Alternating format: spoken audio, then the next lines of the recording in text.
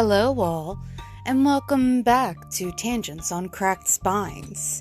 If you're new here, I'm very glad welcome. I normally say go back a couple of episodes, but as these stories from H.P. Lovecraft are short, I don't have to. As a quick intro, I'm Frankie, and we'll be reading with unedited personal commentary on the classics, or in reality, any story in the public domain. Listener discretion is advised, as some of the content holds adult themes and language, and I'm also known to use the odd explicative. As stated above, we are currently reading a collection of stories from H.P. Lovecraft. And short background on the previous one, it was the Nameless City, where we watched and explore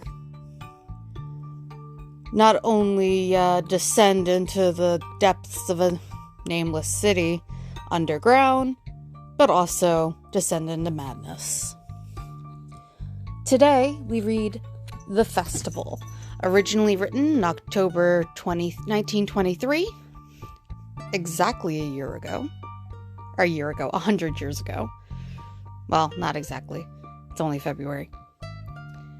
And it was first published in Weird Tales, Volume 5, Number 1, in January 1925, on pages 169 through 174.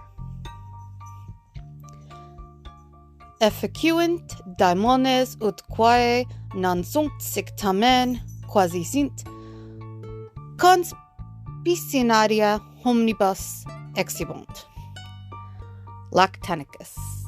Translation: Devils so work that things which are not appear to men as if they were real.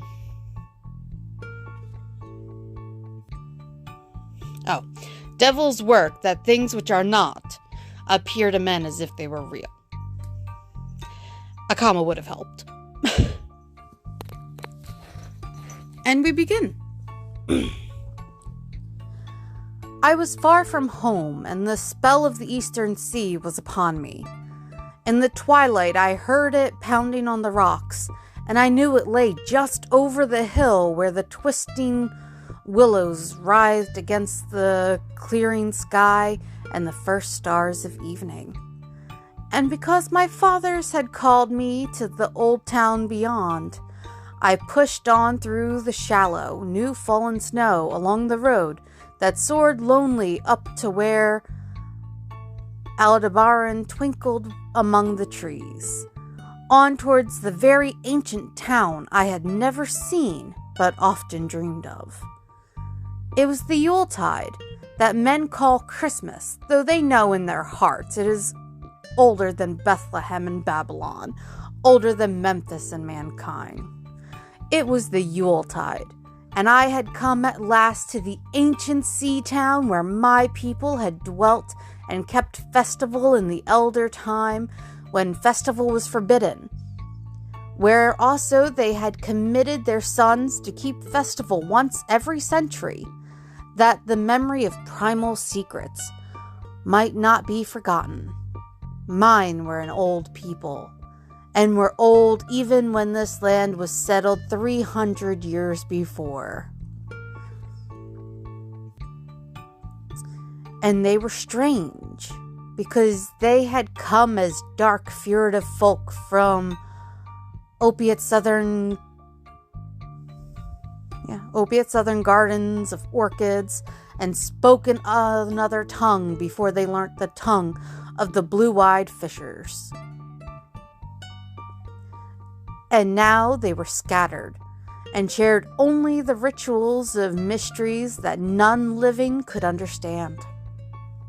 I was the only one who came back that night to the old fishing town, as legend bade, for only the poor and the lonely remember.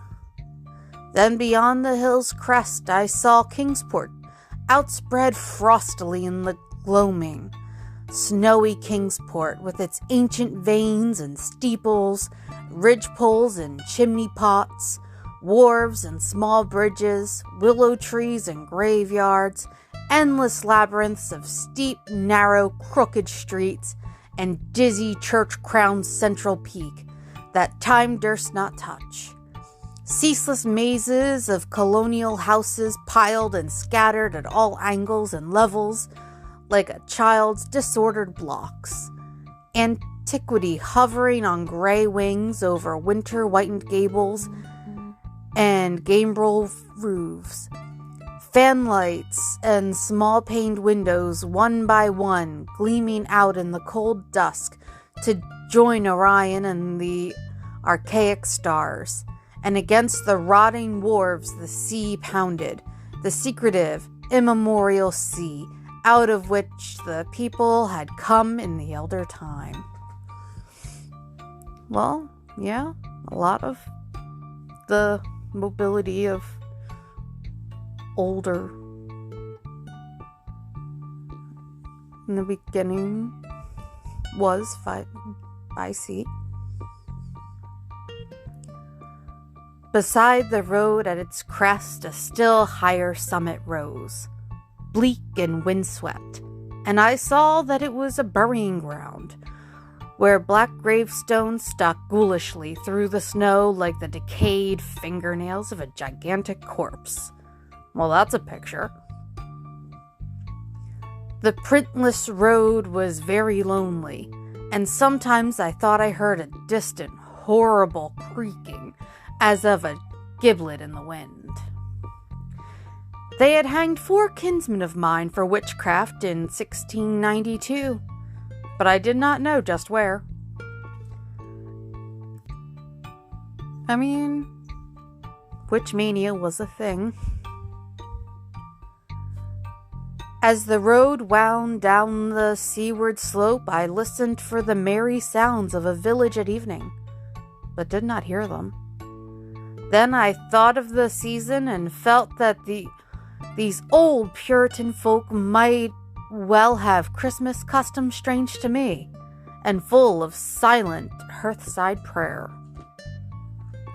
So after that I did not listen for merriment or look for wayfarers, but kept on down past the hushed lighted farmhouses and shadowy stone walls to where the signs of ancient shops and sea taverns creaked in the salt breeze, and the grotesque knockers of pillared doorways glistened along deserted, unpaved lanes in the light of little curtained windows.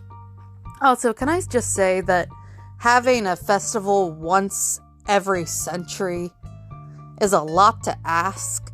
That requires, a custom to be passed down between 2 to 3 generations that hadn't actually participated in the custom before. But, whatever.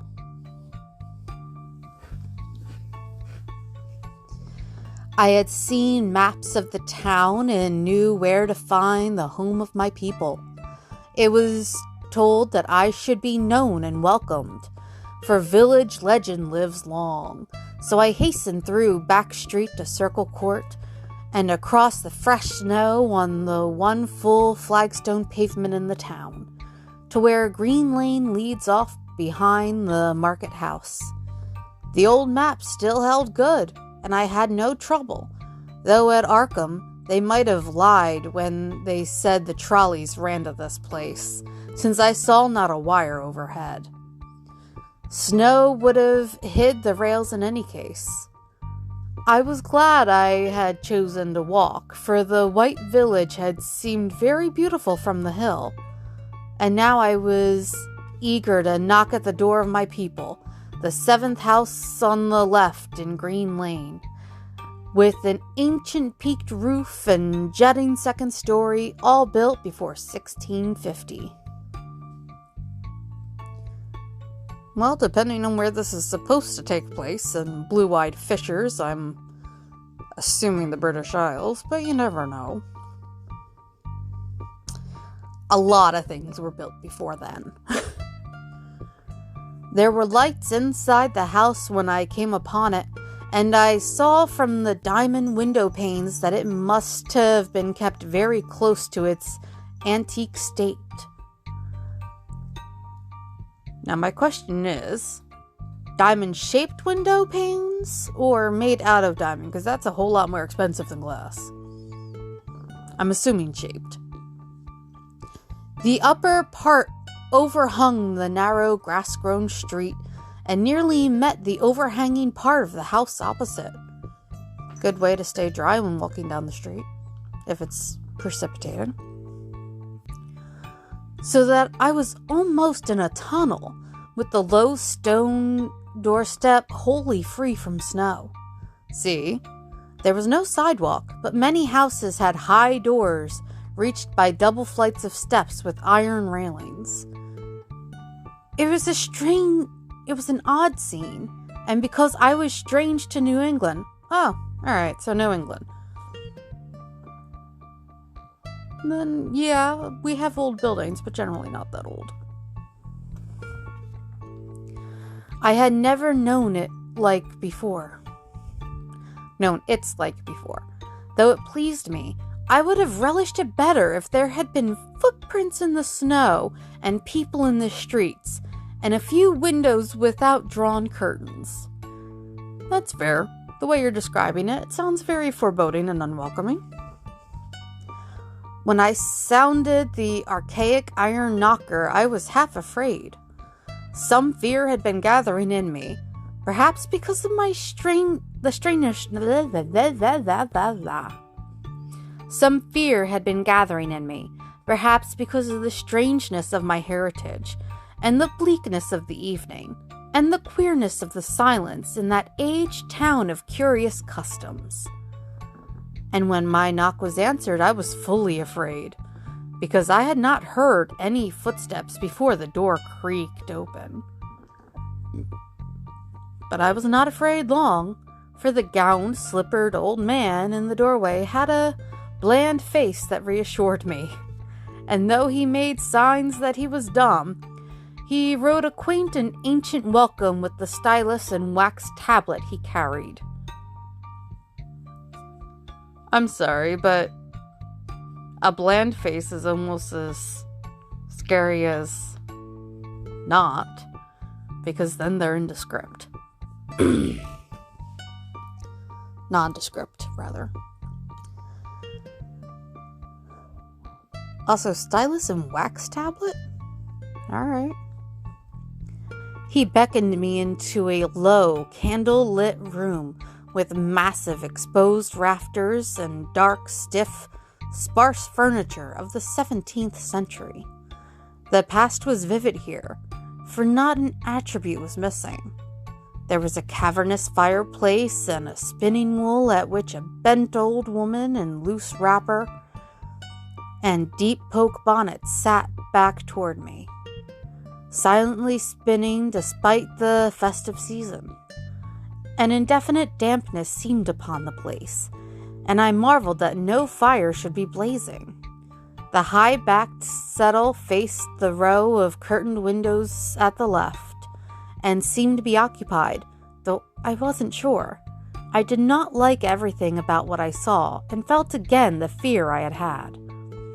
This fear grew stronger from what had before lessened it, for the more I looked at the old man's bland face, the more its very blandness terrified me.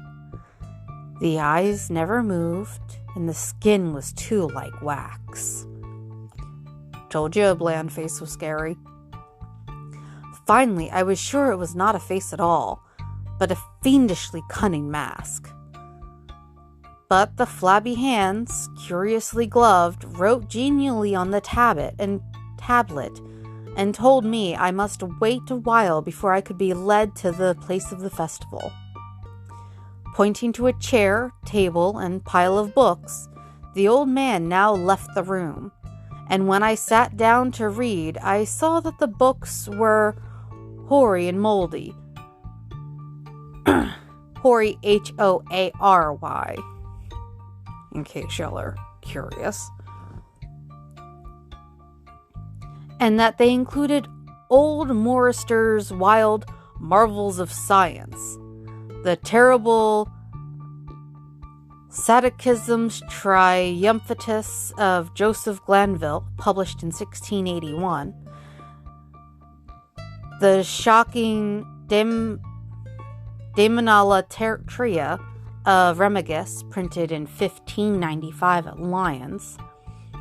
And worst of all, the unmentionable Necronomicon of the mad Arab Abdul Alhazred in Olus Wormus's forbidden Latin translation, a book which I had never seen, but of which I had heard monstrous things whispered. And we have heard monstrous things whispered because of these books. And, they do definitely say that H.P. Lovecraft books are all in the same universe. And voila! Apparently, the mad Arab from the previous story wrote the Necronomicon. Or at least spoke of the Necronomicon. No one spoke to me, but I could hear the creaking of signs in the wind outside, and the whir of the wheel as the bonneted old woman continued her silent spinning. I thought the room and the books and the people very morbid and disquieting, but because an old tradition of my father's had summoned me to strange feastings, I resolved to expect queer things. So I tried to read, and soon became tremblingly absorbed by something I found in that accursed Necronomicon. A thought and a legend too hideous for sanity or consciousness, but I disliked it when I fancied I heard the closing of one of the windows that the settle faced, as if it had been stealthily opened. It had seemed to follow a whirring that was not of the old woman's spinning wheel. This was not much, though, for the old woman was spinning very hard, and the aged clock had been striking. After that, I lost the feeling that there were persons on the settle, and was reading intently and shudderingly when the old man came back, booted and dressed in a loose antique costume, and sat down on that very bench so that I could not see him. It was certainly nervous waiting, and the blasphemous book in my hands made it doubly so. When 11 struck, however, the old man stood up, glided to a massive carved chest in a corner, and got 2 hooded cloaks, one of which he donned, and the other of which he draped round the old woman, who was ceasing her monotonous spinning. Then they both started for the outer door, the woman lamely creeping, and the old man, after picking up the very book I had been reading, beckoned me as he drew his hood over that unmoving face or mask. Well, I would expect your ancestors to have been tried as witches. If he's going to be using the Necronomicon at this festival that your parents' father told you to go to, that happened centennially. We went out into the moonless and tortuous network of that incredibly ancient town. It's New England. We don't have ancient towns. Anything that was vaguely ancient got destroyed. Went out as the lights in the curtained windows disappeared one by one, and the dog star leered at the throng of cowled, cloaked figures that poured silently from every doorway and formed monstrous processions up the street and that, past the creaking signs and antediluvian gables, the thatched roofs and diamond-paned windows, threading precipitous lanes where decaying houses overlapped and crumbled together, gliding across open courts and churchyards where the bobbing lanthorns made eldritch drunken constellations. Alrighty. Across open churchyards where bobbing... It says lanthorns, not lanterns. Made eldritch drunken constellations. Alright.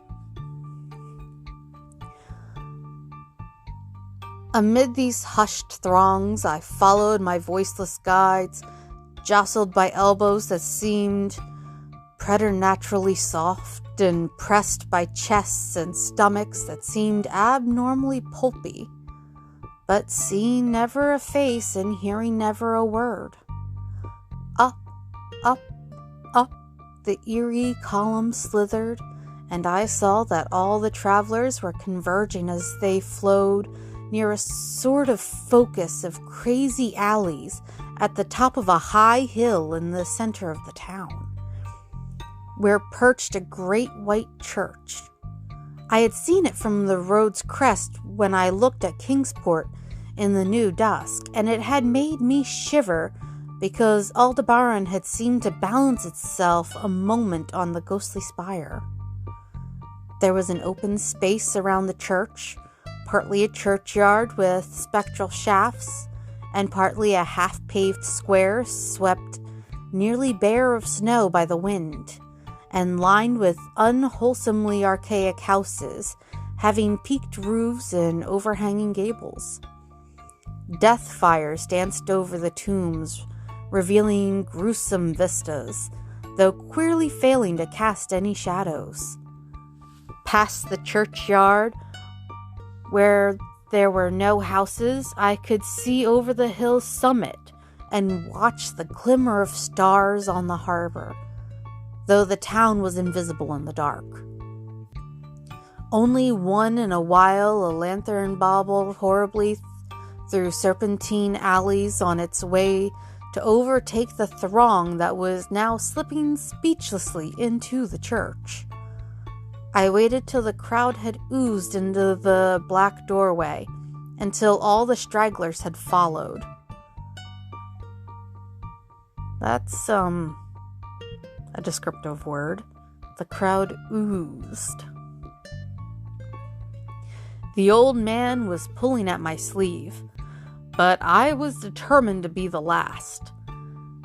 Then I finally went, the sinister man and the old spinning woman before me.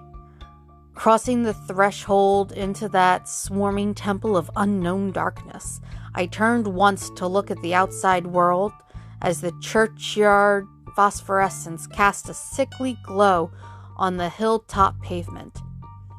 And as I did so, I shuddered.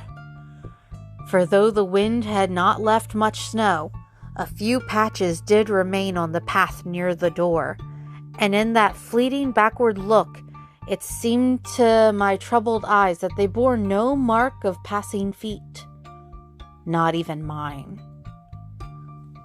The church was scarce lighted by all the lanterns that had entered it, for most of the throng had already vanished. They had streamed up the aisle between the high white pews to the trap door of the vaults which yawned loathsomely open just before the pulpit, and were now squirming noiselessly in. He definitely has a way with words to make this even more unsettling. Like, these are some word pictures. The crowd had oozed, and now they're squirming into the trap door. Ooh. I followed dumbly down the foot-worn steps and into the dank, suffocating crypt. The tale of that sinuous line of night marchers seemed very horrible, and as I saw them wriggling into a venerable tomb, they seemed more horrible still. Then I noticed that the tomb's floor had an aperture down, which the throng was sliding, and in a moment we were all descending an ominous staircase of rough-hewn stone. a narrow spiral staircase, damp and peculiarly odorous. That wound wound endlessly down into the bowels of the hill, past monotonous walls of dripping stone blocks and crumbling mortar. It was a silent, shocking descent, and I observed after a horrible interval that the walls and steps were changing in nature, as if chiseled out of the solid rock. What mainly troubled me was that the myriad footfalls made no sound and set up no echoes. After more eons of descent, I saw some side passages or burrows leading from unknown recesses of blackness to this shaft of nighted mystery. Soon they became excessively numerous, like impious catacombs of nameless menace, and their pungent odor of decay grew quite unbearable. I knew we must have passed down through the mountain and beneath the earth of Kingsport itself, and I shivered that a town should be so aged and maggoty with subterraneous evil. Then I saw the lurid shimmering of pale light and heard the insidious lapping of sunless waters. Again I shivered, for I did not like the things that the night had brought, and wished bitterly that no forefather had summoned me to this primal rite. As the steps in the passage grew broader, I heard another sound. The thin, whining mockery of a feeble flute. And suddenly there spread out before me the boundless vista of an inner world. A vast fungus shore litten by a belching column of sick greenish flame, and washed by a wide, oily river that flowed from abysses frightful and unsuspected to join the blackest gulfs of immemorial ocean. Fainting and gasping, I looked at the unhallowed Erebus of Titan toadstools, leprous fire, and slimy water, and saw the cloaked throngs forming a semicircle around the blazing pillar. Now the question is he fainting and gasping because all of this is just the beginning of a horror movie? Or because even back then, traveling that many steps downward would make one, struggle a little bit. I know I'd be struggling, but I'm fat.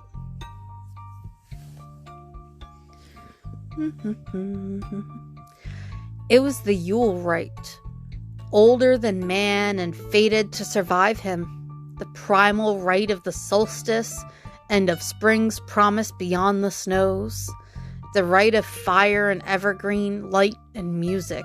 To be fair, the promise of spring is actually at Imbolc, not Yule. But, you are starting to, after Yule, light does start coming back.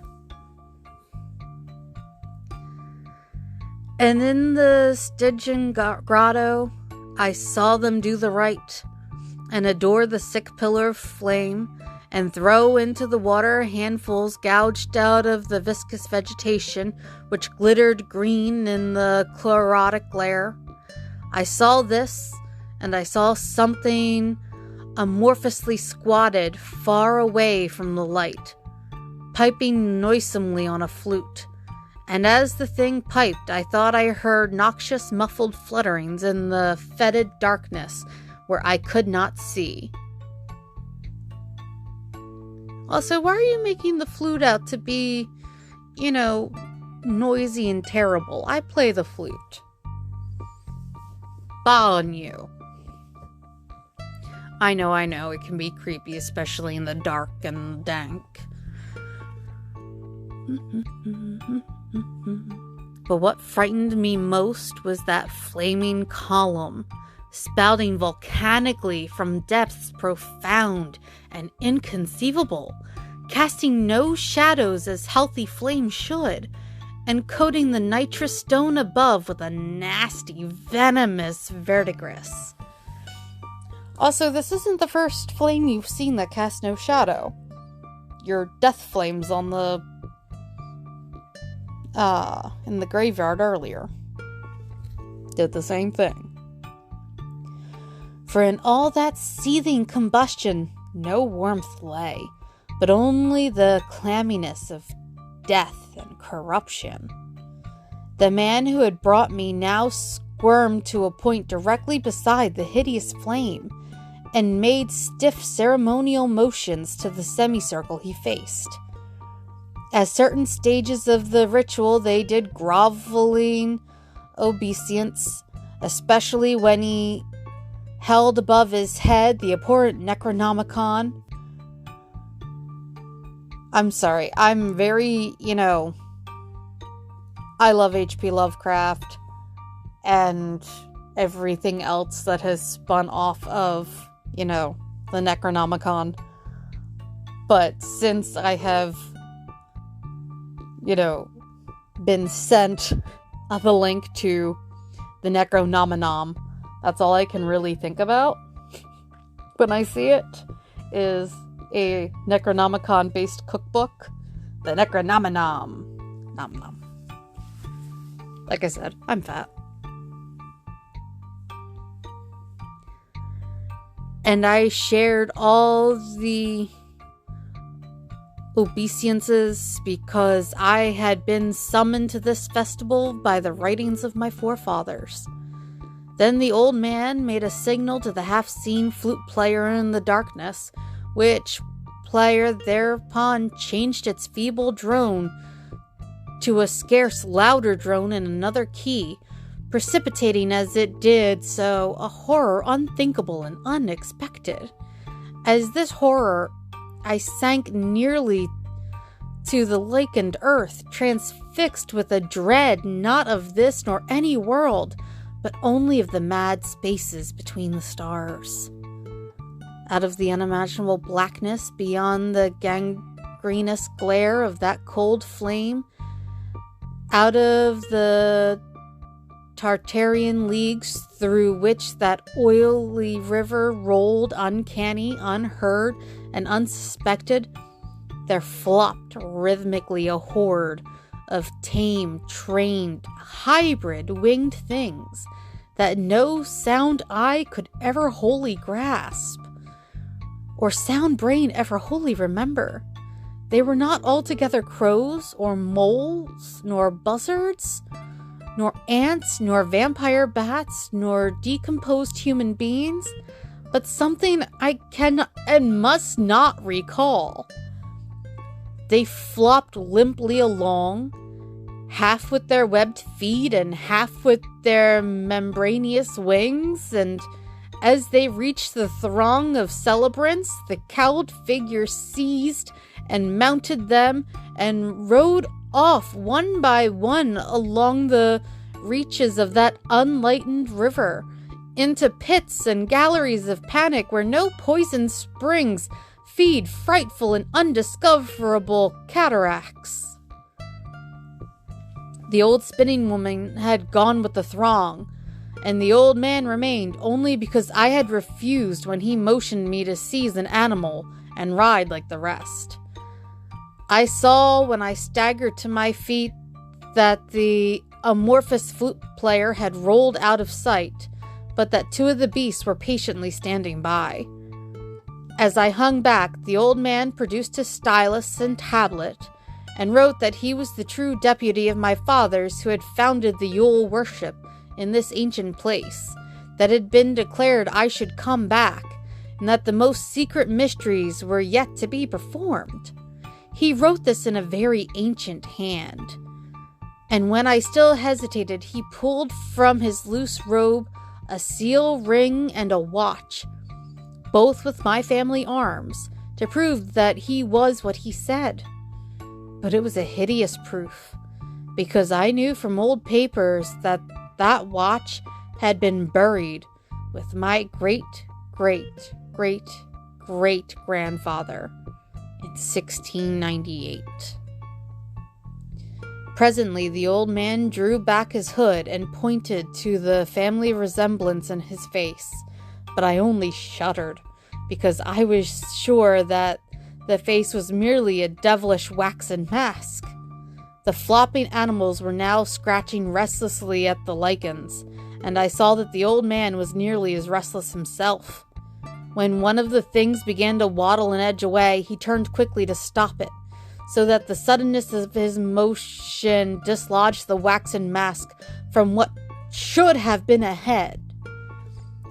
And then, because that nightmare's position barred me from the stone staircase down which we had come, I flung myself into the oily underground river that bubbled somewhere to the caves of the sea.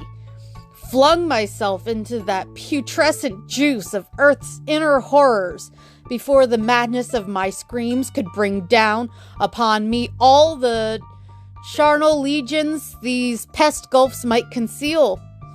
At the hospital, they told me I had been found half frozen in Kingsport Harbor at dawn, clinging to the drifting spar that accident sent to save me. They told me I had taken the wrong fork of the hill road the night before and fallen over the cliffs at Orange Point, a thing they deduced from prints found in the snow.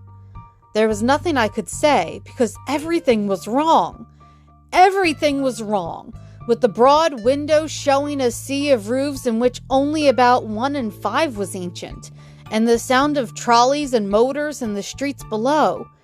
They insisted that this was Kingsport, and I could not deny it. When I went delirious at hearing that the hospital stood near the old churchyard on Central Hill, they sent me to St. Mary's Hospital in Arkham, where I could have better care. I liked it there, for the doctors were broad-minded, and even lent me their influence in obtaining the carefully sheltered copy of Alzared's objectionable Necronomicon from the library of Miskatonic University. They said something about a psychosis, and agreed I had better get any harassing obsessions off my mind. So I read again that hideous chapter, and shuddered doubly because it was indeed not new to me. I had seen it before. Let footprints tell what they might, and where it was I had seen it was best forgotten. There was no one in waking hours who could remind me of it, but my dreams were filled with terror because of phrases I dare not quote. I dare quote only one paragraph put into such English as I can make from the awkward low Latin.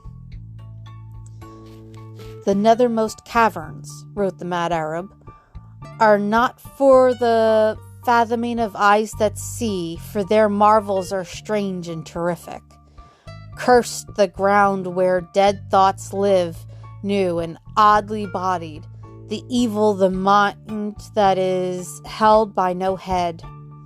Wisely did Ibn Shakabo say, that happy is the tomb where no wizard hath lain, and happy the town at night whose wizards are all ashes.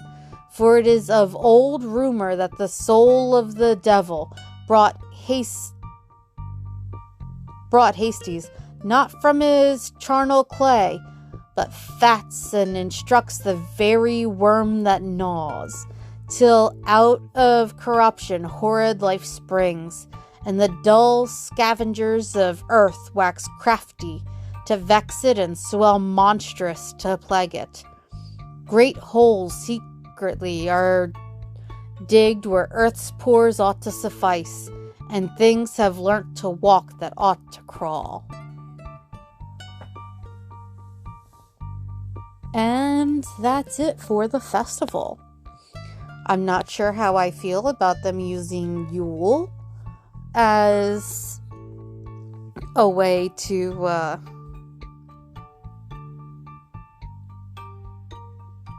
celebrate whatever that creepiness was. But I have read other Lovecraftian stories, and I'm wondering, do all of them require going into the pits of the earth? I know they all end in madness,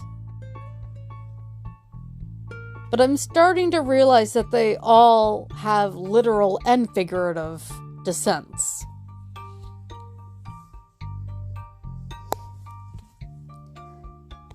Anyways, that's where we'll end today. Thank you all for listening. Next time you hear me for a full episode will be The Color Out of Space. And if you enjoyed listening to this, it would be really great if you hit that subscribe button or, rate and reviewed this.